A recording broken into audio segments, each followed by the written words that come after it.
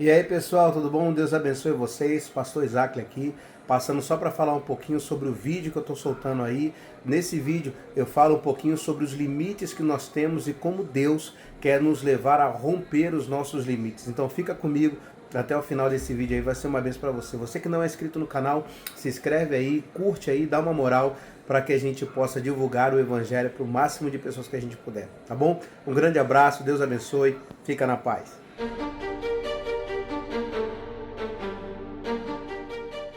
Eu queria que você abrisse a sua Bíblia no livro de Marcos, capítulo 5. Eu quero conversar com vocês um pouco hoje, de maneira bem breve, sobre algumas coisas que estão acontecendo e a gente precisa ter uma percepção. Tá? Marcos, capítulo 5, versículo 35.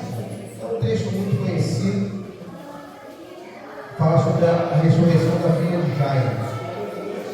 Diz assim: falava ele ainda, quando chegaram alguns da casa do chefe da sinagoga e disseram: tua filha já morreu, por que ainda incomodas o mestre? Mas Jesus, sem acudir a tais palavras, disse ao chefe da sinagoga: não temas, creia somente. Contudo, não permitiu que alguém o acompanhasse, senão Pedro e perdi. 37. Contudo, não permitiu que alguém o acompanhasse, senão Pedro e os irmãos Tiago e João. Chegando à casa do chefe da sinagoga, viu Jesus o alvoroço, os que choravam e os que pranteavam muito. Ao entrar, ele disse: por que estáis em alvoroço e chorais? A criança não está morta, mas ela dorme. E riam-se dele. Tendo ele, porém, mandado sair a todos, tomou o pai e a mãe da criança e os que vieram com ele e entrou onde ela estava. Tomando-a pela mão, disse: Talitá cumi, que quer dizer: menina, eu te mando, levanta-te. Imediatamente a menina se levantou, pôs-se a andar, pois tinha 12 anos. Então ficaram todos sobremaneira admirados. Mas Jesus ordenou expressamente que ninguém soubesse e mandou que dessem de comer a menina. Pai, nós queremos te louvar e te agradecer nessa noite por mais esse momento em que a gente está em comunhão, e eu quero, Jesus, colocar a minha vida em tuas mãos como uma ferramenta, e oro para que o Senhor fale aos nossos corações aquilo que nós precisamos ouvir nessa noite, em nome de Jesus. Amém e graças a Deus. Queridos, eu quero conversar com vocês hoje sobre limites. Vocês entendem que a nossa vida tem limite? Sim ou não? Nós temos limites, é claro que nós temos. A gente não pode voar, a não ser que você se jogue de um lugar, mas ainda assim você não vai voar, você só vai cair. Existem coisas que na nossa vida fica limitado. A gente está diante de um texto que aconteceu exatamente isso. Um chefe de uma sinagoga tem a filha que está enferma, doente, e ele não pode fazer nada, porque tudo que ele poderia ter feito já foi feito. Ele não tinha mais força, não tinha mais condições, os médicos não tinham mais o que fazer. E aí ele pede para que alguns dos seus servos vão até Jesus, para poder chamar Jesus, para que Jesus fosse até a casa dele para curá-lo. E aí é interessante que esse parêntese no Evangelho de Marcos, ele está dentro de uma outra história, onde uma mulher também tinha um fluxo de sangue, que durava já 12 anos, e aí Jesus também, nesse intermédio, nesse intervalo, Jesus, ele está passando, a mulher tocada, mas aí a filha de Jairo chama, na verdade, Jesus é chamado pela filha por Jairo, e aí quando ele está vindo, a mulher do fluxo de sangue toca nele, e aí depois disso, entra o texto que nós lemos, porque pelo fato da mulher que tinha o fluxo de sangue ter tocado em Jesus, Jesus parou, e aí aconteceu toda aquela história que ela foi curada. Jesus pergunta: quem me tocou? As pessoas perguntam: Senhor, mas a multidão te aperta e você pergunta quem me tocou.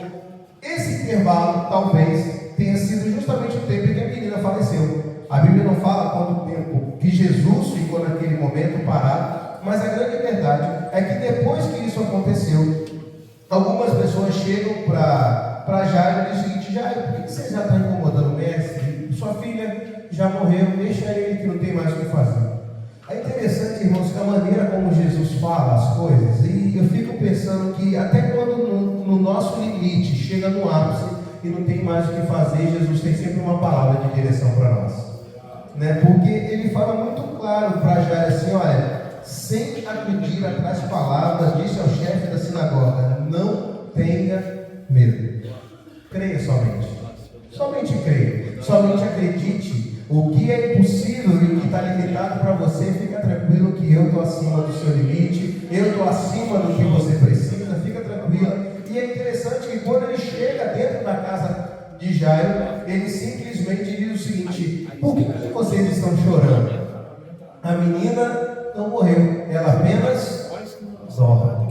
Isso fala de uma limitação humana, que como a gente enxerga faz a diferença para aquilo que a gente vai viver. Só que quando a gente fala de limites, irmãos, a gente precisa entender que nós estamos numa guerra espiritual, numa batalha espiritual. O tempo todo nós estamos em guerra, o tempo todo nós estamos travando batalhas. Paulo, em Éfeso, diz que na verdade a nossa batalha hoje não é mais contra o sangue, não é mais contra o corpo, mas é contra principados e potestades, dominadores desse mundo tenebroso. Então a nossa vida, depois que a gente aceita Jesus, a nossa percepção espiritual aumenta muito mais e a gente consegue ter uma percepção muito maior das batalhas que a gente enfrenta. Antes a gente pensava que era somente algumas pessoas ou era alguma coisa pessoal, mas quando a gente aceita Jesus e passa a ter uma visão espiritual das coisas, a gente percebe que na verdade não é apenas espiritual. Tem alguma coisa a mais por trás, tem algum problema a mais, tem alguém que nos persegue simplesmente pelo fato de eu ser cristão, ou alguma batalha espiritual é instaurada. A grande questão é que nós precisamos enxergar esses limites. Por que isso? Em Ezequiel 47, 48, a Bíblia fala sobre o rio de Deus e fala sobre limites que existem no rio de Deus. Você conhece a história: água nos tornozelos, água no joelho, água na cintura. Isso tudo fala de quê? Limites. Limites que nós mesmos colocamos, limites que Deus quer que a gente atravesse, mas depende da gente, limites que vão nos levar muito mais além, mas depende se a gente quer mergulhar mais. A grande verdade é que toda a nossa vida ela é cercada de limites. E aí quando a gente pensa sobre essa questão, a gente precisa entender que existem dois lados: o lado material e o lado espiritual. Quando a gente percebe essa história, quando a gente lê essa história, a gente tem uma percepção muito clara: o natural é comigo, a parte natural sou eu que preciso resolver, até onde eu consigo ir, porque existem pessoas, irmãos, que elas mesmas se limitam. Você já ouviu falar da mente que sabota a própria pessoa? A pessoa, quando ela é desafiada a alguma coisa, ou quando ela é colocada diante de alguma situação que não tem o controle dela, ela mesma, sem começar a dar um passo em direção àquilo que lhe é proposto, ela mesma se sabota, dizendo: não vai dar certo, não vou conseguir fazer, eu não tenho capacidade disso. Mas nem tentou, nem começou a fazer, nem tentou fazer, ela mesma já se sabota. E aí nessa parte a gente precisa ter uma renovação na mente, a gente precisa ter uma renovação espiritual, a gente precisa ter uma renovação mental para que esses limites sejam quebrados. Porque se o Espírito Santo está dentro de mim, eu consigo fazer qualquer coisa que Deus mandar. Sim ou não? Se Deus mandou, eu faço. Não importa se eu tenho limitação física ou não, se Deus mandou, eu faço. Qual que é o limite máximo da vida do homem? É até a morte. Até a morte. Quando a gente se esbarra com a morte, não tem mais o que fazer. Mas imagina Jesus mandando você ir para dentro de um cemitério, de um velório, e chegar lá e falar assim: ora por essa pessoa. Humanamente você tem capacidade para fazer? Orar você até pode, mas ressuscitar o corpo? Não tem, porque ali é o teto máximo do limite que você tem. Só que é nesse momento, quando a gente chega no nosso limite, que Deus entra. E quando Deus entra após os nossos limites, as coisas mudam de figura. É por isso que quando Jesus vai ressuscitar Lázaro, ele poderia ter falado: aconteça um terremoto para a rocha se mover. Só que o que ele disse, irmãos, lá em João 11? Tirai a pedra. Tirar a pedra é para quem? É para o homem. sou eu e você. O que está impedindo você de ver a glória de Deus? Qual é a pedra que você não está querendo movimentar? E isso está impedindo a gente de ver a glória de Deus. E aí, quando a gente pensa sobre essa questão, a gente precisa entender coisas naturais. O natural é comigo. E aí, quando a gente entra nessa questão de naturalidade, de vida natural, a gente precisa entender e enxergar quem está ao nosso redor. Isso é muito sério. Sabe por quê? Quando Jesus chega na casa de Jairo, na verdade, antes um pouquinho, ele chama 3 pessoas. Quantos discípulos que Jesus tinha? 12. Por que ele só chamou 3? Porque eram os 3 mais próximos. Possivelmente eram os 3 que estavam sendo treinados, mas eram os 3 que criam de todo o coração que Jesus era o Messias. Talvez os outros ainda não tivessem totalmente essa convicção. Mas por que eu estou falando isso, irmãos? Porque vai chegar momentos na sua vida e na minha vida que nós vamos precisar selecionar pessoas para estar do nosso lado. Isso é muito sério. Às vezes a gente quer ser carinhoso demais. Às vezes a gente quer ser amigo demais. Tiago Brunet, ele diz uma expressão muito forte: o lugar mais difícil de você prosperar e crescer na vida é onde você mora. E quando você escuta isso, você fica assustado, porque teoricamente as pessoas que estão ao seu redor deveriam impulsionar você a crescer. Só que essas pessoas, elas não acreditam no seu potencial. Fulano não pode, não tem como esse cara estar rico. E aí, se você consegue sair do golzinho para um prisma, não pode, está roubando, está vendendo droga, está vendendo tocha para poder comprar esse carro. E aí, você está trabalhando, acorda de manhã cedo, vai rodar, vai fazer as coisas, trabalha, consegue, prospera, tudo. Daqui a pouco você consegue comprar outro carro, consegue comprar um Hyundai. Grande, bonito, preto. Não é possível. Pedreiro está roubando do patrão. Tem certeza. Não pode. Mexe no elevador, está roubando os outros. Por quê? Porque as pessoas que estão ao nosso redor, principalmente onde a gente mora, elas tendem a questionar a veracidade do que a gente está vivendo. E aí, muitas vezes, para que você possa crescer e prosperar mais, você precisa sair no meio de onde você mora. Por quê? O problema é o lugar? Não é o lugar. O problema são as pessoas. E aí, nós precisamos aprender. Não estou falando para a gente ser seletivo no sentido de desprezar pessoas. Mas se até Jesus escolhe quem vai vivenciar os milagres dele, por que você acha que eu e você tem que abraçar todo mundo? Jesus está dizendo para mim e para você que existirão certas situações na sua vida e tem pessoas que vão ter que ficar de lado, irmão. Se a pessoa não crê no que você crê, não acredita no que você crê, não anda nos passos que você anda, não está conhecendo, não está crendo naquilo que Deus está te movimentando a fazer, por que você vai ficar com essa pessoa? E aí a gente precisa fazer essa seleção. Não estou dizendo que a partir de amanhã você vai jogar todo mundo fora, não é isso. Mas é entender que certos milagres você só vai viver com quem Deus colocar do seu lado de maneira certa. E essa seleção natural, quem faz? Eu e você. Isso é natural. Pastor, mas como é que eu faço para poder acertar? Quer um exemplo? Tudo que você faz, a pessoa concorda com você, mesmo estando errado, essa pessoa pode não ser sua amiga. Porque o verdadeiro amigo, ele corrige você. Ele direciona você. O verdadeiro amigo fala quando você tem um feijão no dente. Já passou esse constrangimento? Já passou? Tá ruim pra caramba. A pessoa fica assim. Não vi? Você sem entender. Os mais íntimos ainda fazem assim, ó, dá licença. Tem isso ou não tem? Tem, eu já fazia, tem. Esse nível de pessoa é aquela pessoa que às vezes a gente pode contar, que às vezes é uma pessoa que vai revelar para a gente os nossos defeitos, vai nos corrigir, mas também vai crer, vai dar força para a gente quando a gente estiver num momento de dificuldade. E a gente precisa entender que essa parte natural sou eu que faço. E aí, quando eu começo a selecionar essas questões, essas coisas, eu começo também a transmitir confiança para as pessoas. As pessoas confiam em você. Por que chamaram Jesus? Por que não chamaram os apóstolos, os discípulos ou alguns sacerdotes? Porque Jesus transmitia confiança. As pessoas sabiam quem Jesus era, sabia que o poder de Deus estava sobre ele, que ele operava um milagre. Na sua área, você transmite confiança? Você é o tipo de pessoa que a pessoa pode procurar lá e falar assim: fulano eu sei que faz um trabalho excelente.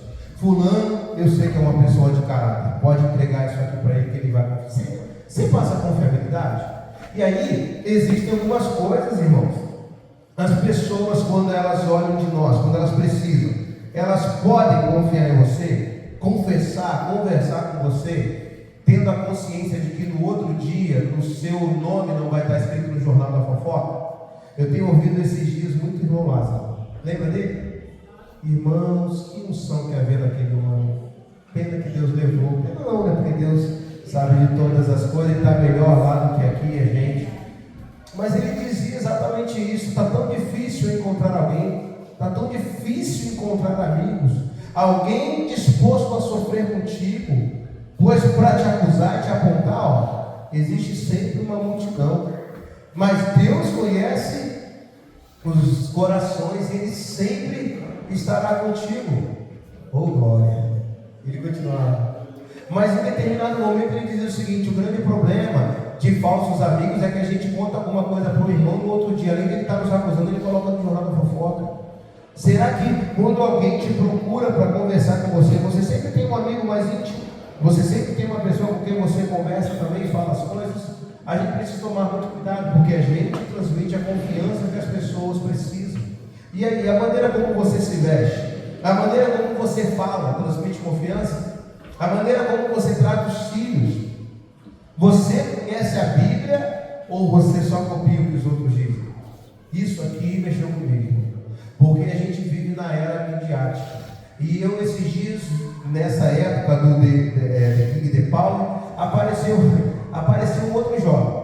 E ele falou um negócio maneiro pra caramba, um negócio de Sansão. E ele veio relatando Sansão direitinho e tal, falando, porque Sansão, e que não sei, ele fez tipo uma rima, assim, um hip hop, ficou muito legal.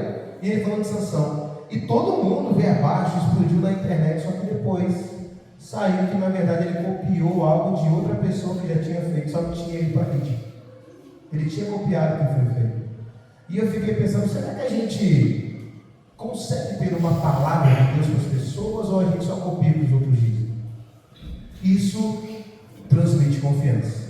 Quando você vai aconselhar alguém, o que você fala? Você só fala o que o primo rico diz, o que o Tiago Boné diz, o que o outro diz, mas você não tem uma palavra para dar para a pessoa? Deixa eu dizer um segredo para você: não são palavras humanas que mudam a pessoa. O que muda a direção da pessoa é a palavra de Deus. Conhecimento, isso tudo é uma bênção. Não estou desmerecendo esses grandes homens de Deus, mas o que transforma a vida da pessoa continua sendo a palavra de Deus. É isso que gera a mudança. E aí, nós precisamos chamar pessoas que acreditam no que a gente crê. A gente precisa ter fé, precisa crer com a mente, mas também confessar. A gente precisa saber se as pessoas que estão com a gente, se elas creem na Bíblia, se elas creem em Jesus, se elas professam a mesma fé que a gente, se elas creem no mesmo Deus que a gente crê, se elas creem no mesmo milagre que a gente crê. Porque a Bíblia diz que Jesus, em determinada cidade, ele não pôde operar muitos milagres ali por causa da incredulidade do povo. É por isso que quando Jesus chega dentro da casa de Jairo, ele diz o seguinte: ó, sai todo mundo, vaza todo mundo, só quem fica? Tiago, Pedro e João, e mais quem? Quem? Os pais. Por quê? Quem era maior interessado, quem queria mais que Jesus poderia fazer? Os pais. Porque eles buscaram Jesus. Agora, imagina no meio de uma multidão, todo mundo chorando e sentindo o sentimento pelos pais. Estava chorando por causa da filha, mas ainda assim não cria no milagre que Jesus podia fazer. Então você crê que Deus pode fazer? Quando o pastor dessa igreja, ele pede alguma coisa, ele lança algum desafio, você acredita e sonha junto com o pastor? Ou você acha que esse pastor está meio doido, isso aí não vai dar certo, não, isso aí. Porque à medida que a gente começa a mexer em algumas coisas, a gente começa a ver o agir de Deus e o mover de Deus. Só que se nós não crermos, irmãos, que nada acontece. A Bíblia diz que Deus, aquele que acredita em Deus, ele precisa crer que Deus é bom, que Deus existe, que ele se torna galardoador daqueles que o buscam. Se você não acredita nisso, se você não acredita no Deus que a gente serve, no Deus de provisão, no Deus de cura, irmão, fecha a igreja, sei lá, vai embora. Porque ou a gente crê que Deus faz, que Deus está vivo, que Deus age no nosso meio, ou a gente fecha a igreja. Ah, pastor, mas a gente não vê tantos milagres. Hoje a gente não vê tantos milagres, até porque a gente não invoca. Porque a gente não clama a Deus por isso. Porque a gente não tem ousadia e autoridade para isso. Porque a gente fica com medo e sempre não, mas a grande maioria das vezes a gente incrédulo quanto ao poder de Deus em fazer. Aí precisa muitas vezes de gente de fora. Ou a gente não se consagra como deveria para poder ver a manifestação. Mas Deus mudou a sua vida, não? Mudou? Sim ou não? Isso é um milagre ou não? Quando a gente olha para alguns testemunhos aqui da igreja, irmão, tinha gente que era muito doido, velho. Tem gente que era muito diferente, que era muito virado mesmo. Deus, eu estava falando com a Rafa, falando com a Rafael, falando, tem gente que é só um milagre. É só Jesus entrar lá, pegar o coração, mudar. E como Jesus faz, velho? Quando a gente fala assim, não tem mais jeito, a gente está desmerecendo até o poder de Deus. A gente está se tornando incrédulo. Você é um incrédulo às vezes. Você não acredita que Deus quer fazer. Você faz tudo pela força do próprio braço. Levanta, garota, vambora. Sem o poder de Deus, sem unção, para continuar gritando lá porque for, não vai acontecer nada. Dependemos da palavra de Deus. Dependemos da unção divina para poder fazer. E aí, qual é a necessidade da pessoa? A gente ministra sobre a vida dela, um coração ministrante, uma oração que ministra, orar com essa pessoa. Só que a gente precisa tomar muito cuidado, irmãos, porque nós temos limites. E a gente precisa entender qual é o nosso limite.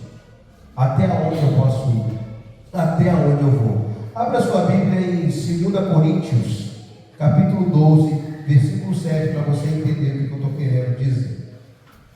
2 Coríntios, capítulo 12. Deixa eu ver se é isso mesmo, eu acredito que sim. 2 Coríntios 12, se não for, eu não peço de cabeça, versículo 7.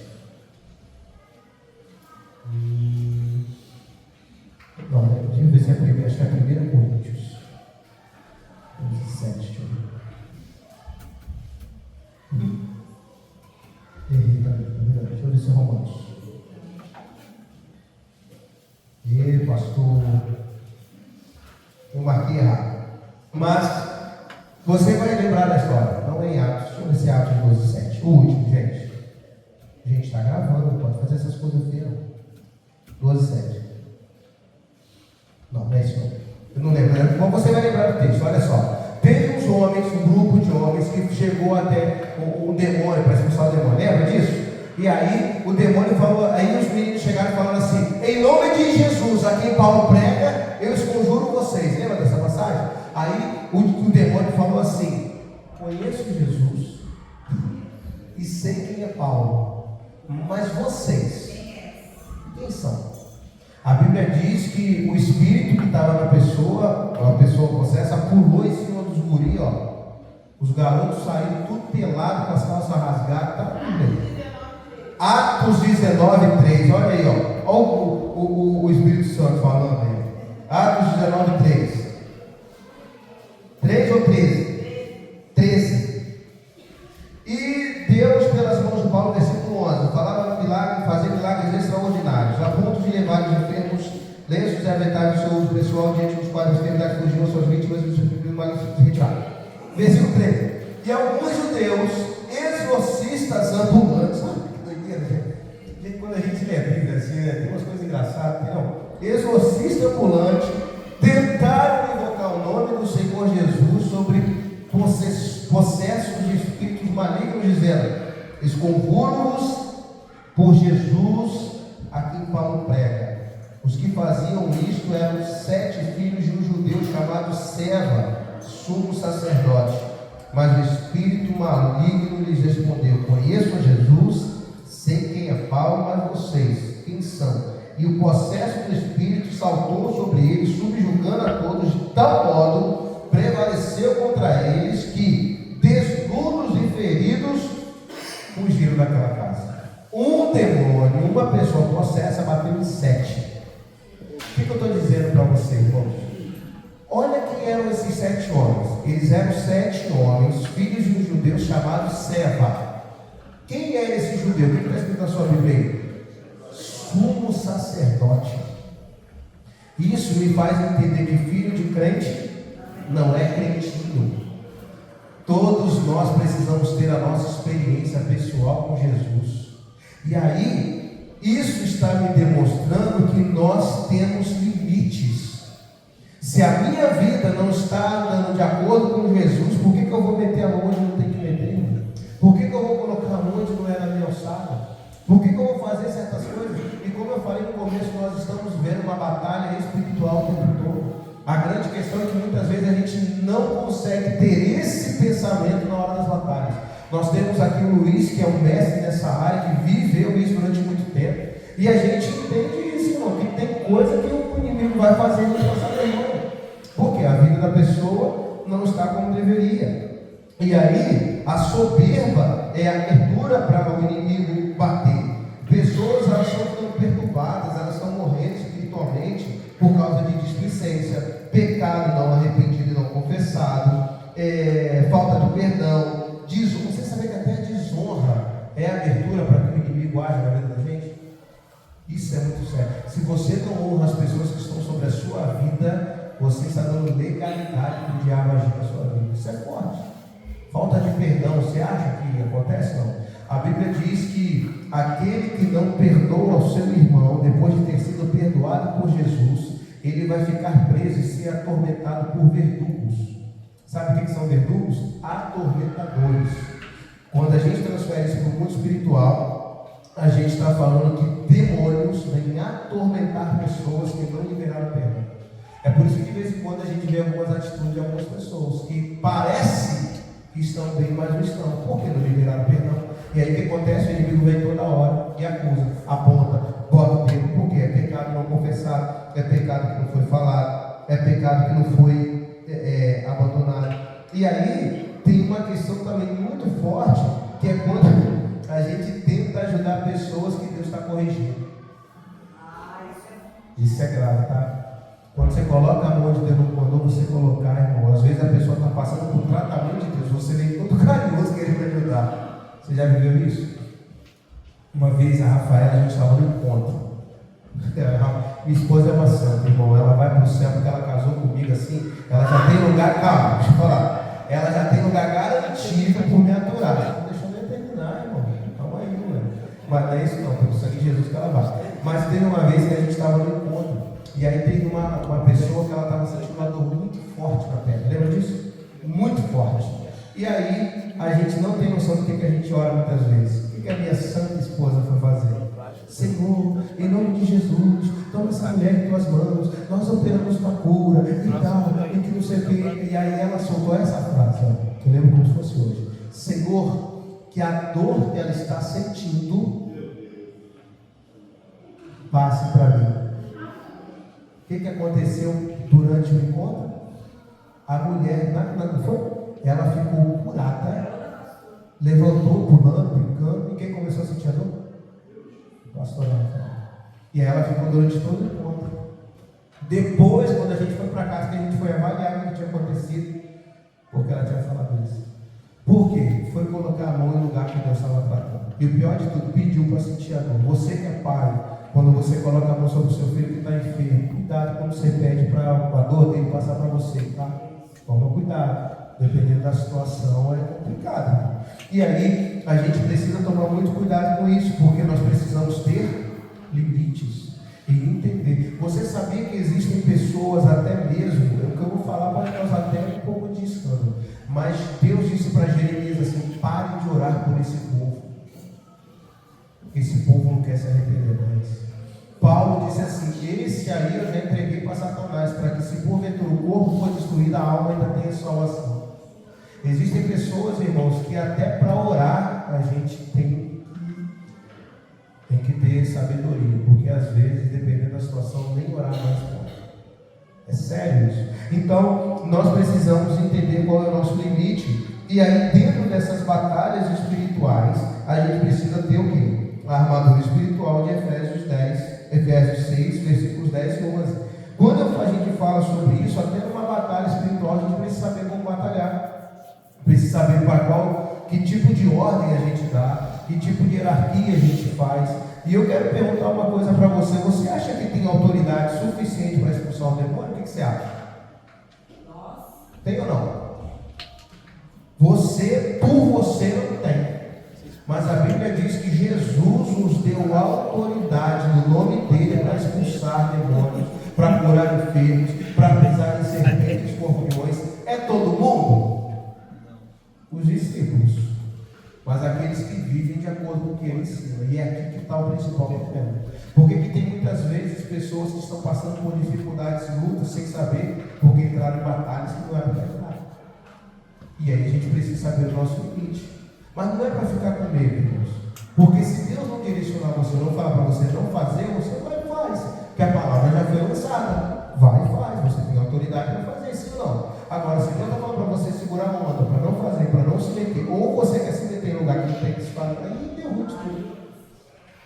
Quando Jesus chama Pedro, Tiago e João, ele está chamando porque ele sabia quem era Pedro, Tiago e João. Ele conhecia os de perto. E aí ele chama para perto. É por isso que você precisa ter companheiros de oração. Você precisa ter guerreiros que orem com você. Pessoas que cubram a sua vida. Pastor, mas só o pastor que tem que ter intercessor. Não, irmão. A Valusa tem que ter. O Wander tem que ter. O Marco tem que ter. O Dijane tem que ter. Todo mundo tem que ter um intercessor. Tem que ter uma pessoa que ore pela gente. Tem que ter uma pessoa que esteja na brecha pela gente. Uma pessoa que de vez em quando faz um jejum pela nossa vida. Nós todos estamos sujeitos, irmãos, no meio de uma batalha espiritual, ser usado o poder de uma maneira sobrenatural. Todos nós, porque a autoridade já foi nos dada agora. A grande questão é saber se eu estou preparado no meio dessa batalha. Às vezes a gente vai para uma guerra com espada e o inimigo está vendo com um canhão na frente da guerra. Não vai dar justo. Nós precisamos entender o que Deus quer, a maneira que Deus quer. E para você ver como que nós temos limites, por muito tempo no passado, houve uma onda onde muitos preletores, no meio de suas mensagens, não sei se vocês vão lembrar disso, eles chamavam Miguel. Vocês lembram disso? Não? Miguel, vem aqui, bota a espada no coração desse demônio.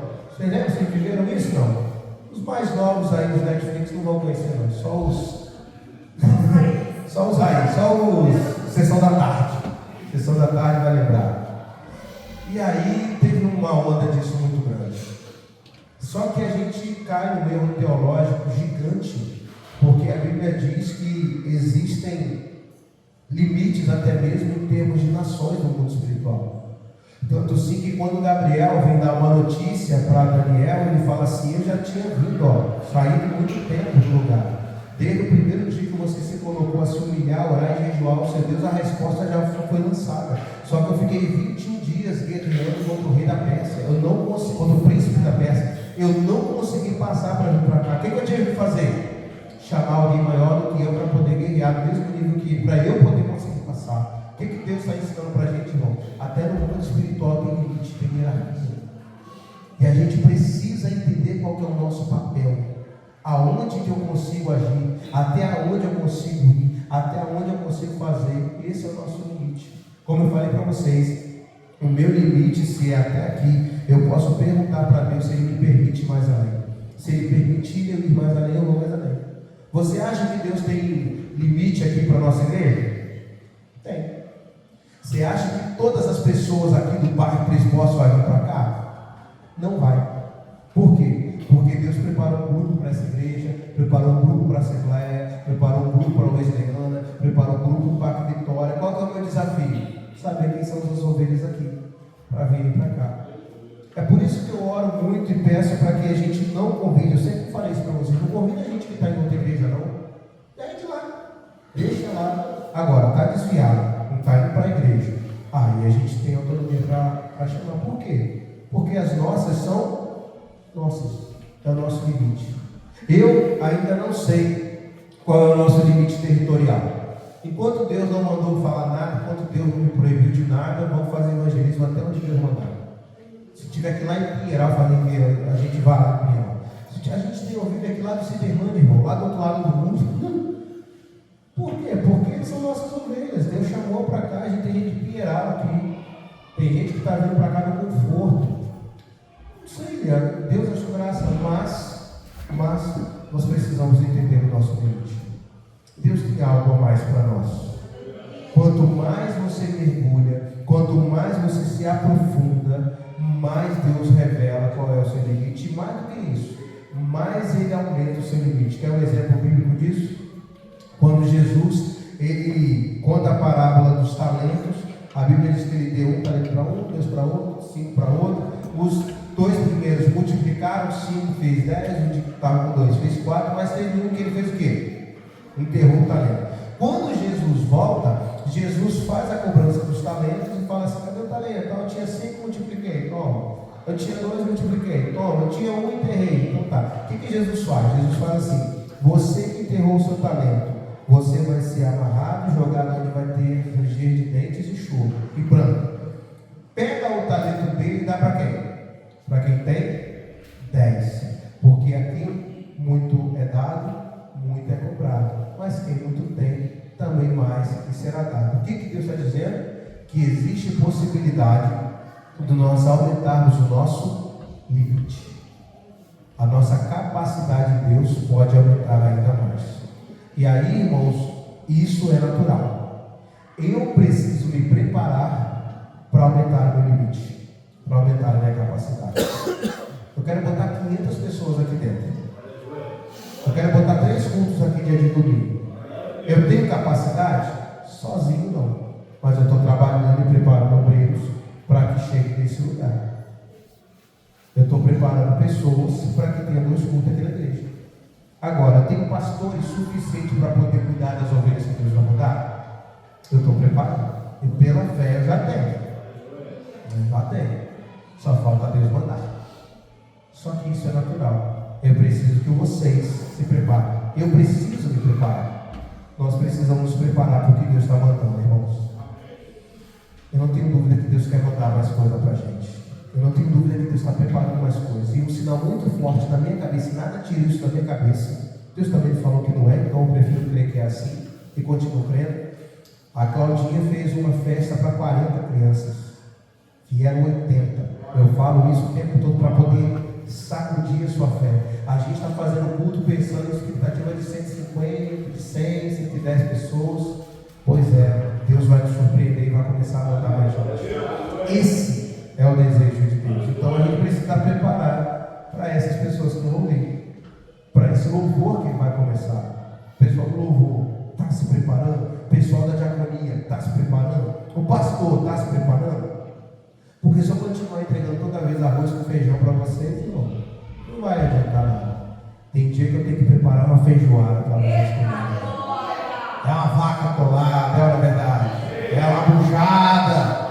Isso, aquela que chega com os beijos, não é uma verdade. Luísa, ela fica. Porque se toda vez, todo domingo, for só arroz e feijão, irmão, o pessoal não fica, o pessoal vai para outro lugar comer comida melhor. Então eu tenho que me preparar mais. Mas eu não consigo fazer sozinho. Eu tenho que ter Tiago, Pedro e João comigo para essa aula. Será que eu acho os 3 aqui pelo menos que vai me ajudar? Vamos colocar em pé. Cadê os meus Tiagos? Cadê os meus Joões? Cadê os meus Pedros? Que vão entrar dentro das casas e ressuscitar as meninas, ressuscitar as jovens. São vocês, irmãos. Somos nós. Pela ordem natural das coisas, pastor gera pastor. Ovelha gera ovelha. O maior desafio nosso é fazer com que as ovelhas estejam saudáveis para gerar mais ovelhas. Quem convida as pessoas aí fora são vocês. Eu não moro no bairro. Eu de vez em quando venho, ajudo, dou testemunho, falo com um ou com o outro. Mas é o testemunho de vocês que vai fazer a diferença.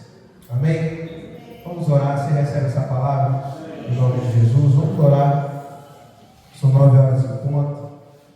E eu quero que você peça a Deus para que Deus aumente mais a sua capacidade, o seu limite. Não físico, porque tem alguns que o limite já está muito grande, aí tem que diminuir o limite. Então, o Yuri está magrinho, olha para o Yuri. Mas também só come miojo, tadinho. Ele falou assim: é que cara, eu estou brincando, tá? Ele come feijoada lá, come ou não come, Carol? Isso. Dobradinha. Não, mas aquele atleta, irmão, joga futebol e não fica fácil. Quero ver depois que ele ficar. Vou nem citar nomes. Amém. Vamos orar, irmãos. Deus quer aumentar o nosso limite. As meninas da dança, Deus tem mais para vocês. As meninas, o pessoal do louvor, Deus tem mais para vocês. O pessoal da mídia, Deus tem mais para vocês. Presbitério, Deus tem mais para nós. Deus tem mais, irmãos. Deus tem mais. A sensação que a gente tem, que a gente está começando a chegar agora com água no joelho. É a sensação que eu tenho. A gente está começando agora a sair do raso. Mas Deus tem mais para nós. Deus tem muito mais. E eu preciso tirar o limite da minha vida. Deus tem mais para a sua vida financeira, amém ou não? Tem. Deus tem mais para o seu trabalho, lugares maiores, saída da coisa, e ir para uma supervisão, amém ou não? Deus tem. Você está estudando, está trabalhando, está se capacitando para isso. Deus quer te levar para a supervisão, Deus quer te levar para uma gerência, Deus quer te levar para alguns lugares. Estava conversando com a filha do presbítero esses dias, ela estava toda feliz, pastor, agora não sou mais negócio aqui, agora eu sou, como é que ela falou? Você não é empoderado que ela fala muito não. Eu sei que ela agora ficava supervisionando os clientes que chegavam. É muito jóia ver o crescimento das pessoas. Isso é natural, depende de mim e de você. Vamos romper com isso.